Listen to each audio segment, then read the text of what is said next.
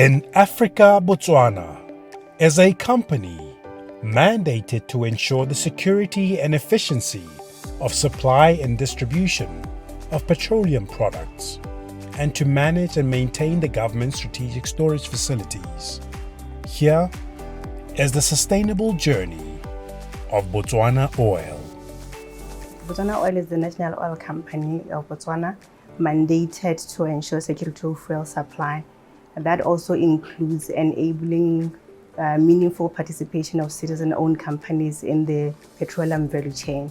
We are also responsible for managing strategic storage facilities and reserves on behalf of the government. The government of Botswana saw a need to regulate the industry because this industry is very key to driving the economy, because we supply a very valuable product that drives the economy. Government saw a gap in the market and a need to secure this valuable commodity. Before the establishment of Botswana Oil, we were getting almost all of our petroleum products from South Africa. And there was need now to look to other markets and other routes and multiple suppliers to make sure that we hedge our risks. For the steady supply of fuel and petroleum products, Botswana Oil has constructed a number of fuel storage facilities across the country to make sure a fair amount of fuel security is maintained in Botswana. We have a number of storage facilities, and they are part of our security of supply strategy. So in 𝗕𝗁𝗂𝗀𝗀 we have 24 million litre storage facility. Francistown, Dumela, we have a 38 million litre facility, which we are currently upgrading to 98 million. Then we have 𝗕𝗁𝗂𝘁𝘀𝘀𝗄𝐻, which is a 60 million litre storage facility. And then in the pipeline, 𝗕𝗁𝗂𝘁𝘀𝘀𝗄𝐻 is 187 million litre facility. And we're also looking into a coastal storage facility.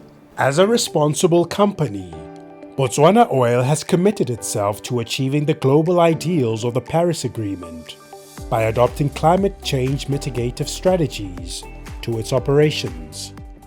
Botswana, at a country level, we subscribe to the United Nations Framework on Convention on Climate Change. And if you remember, in 2015, Botswana was a champion for the Paris Agreement. And it is a commitment that the country has made to reduce greenhouse gas emissions by 15% by 2030, and also to provide affordable and cleaner fuels in line with the United Nations 2030 Agenda for Sustainable Development Goals. As Botswana Oil, we are alive to the issues of environmental protection.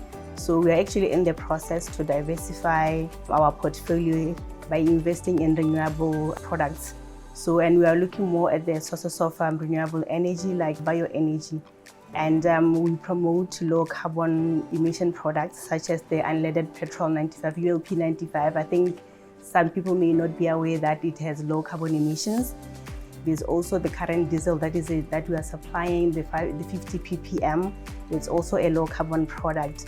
And we look at also other products that support energy transition, such as biodiesel and liquefied petroleum gas, commonly known as LPG gas, the one that we use in our households.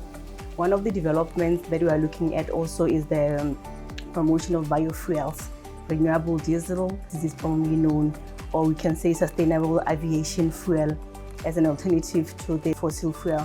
So these are the key innovative strategies that we are currently looking at, because we believe that they can contribute to sustainable preservation of the environment compared to the traditional fossil fuels that we are accustomed to. And it also plays a significant role in reducing the carbon emissions in sectors like the aviation sector. The other thing is that we've supported the government in terms of biofuel pilot projects, where we're supporting the fossil diesel to be blended with other products. So we found that if there's a blend of a fossil fuel with other product, it tends to reduce the carbon emissions. As an example, There's been a pilot where 20% of biodiesel was blended with 80% of fossil diesel, which led to a reduction in 20% reduction of emissions by 20%. So these pilot studies have proven that it is possible to produce fuels that are more environment friendly. The company has also seen significant increase in employment creation, resulting from the expansion of the storage facilities, a move that has also bolstered their Citizen Economic Empowerment Program. As we were readying ourselves to implement the majority importation of petroleum products, we started building those capacities, employing more people, and that strategy was also in line with the government's goal of employment creation. Like now we have about 35 employees at the Botswana sites who are managing the storage facilities for Botswana. So part of the growth we attributed to that partnership with Botswana. And another point that I would like to highlight is that we also have indirect employment that we create as Botswana Oil. Currently we are busy with these capital projects that we are implementing at our different storage facilities on behalf of government. And as we implement those, we also make sure that we award to citizen companies who also in turn employ citizen employees on those contracts. But even if we award a portion of it to foreign companies, we also, it's mandatory for them to exhaust the skills locally before they even think of importing skills from elsewhere. Botswana Oil is also deliberate in creating inclusive opportunities for both men and women to thrive and contribute equally in the energy sector.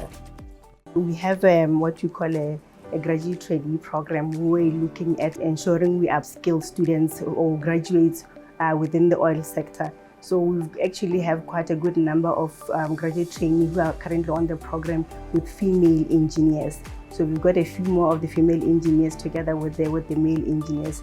So from an element of inclusivity, that is what we are gearing towards. Currently our staff complement is 63% males and 37% females.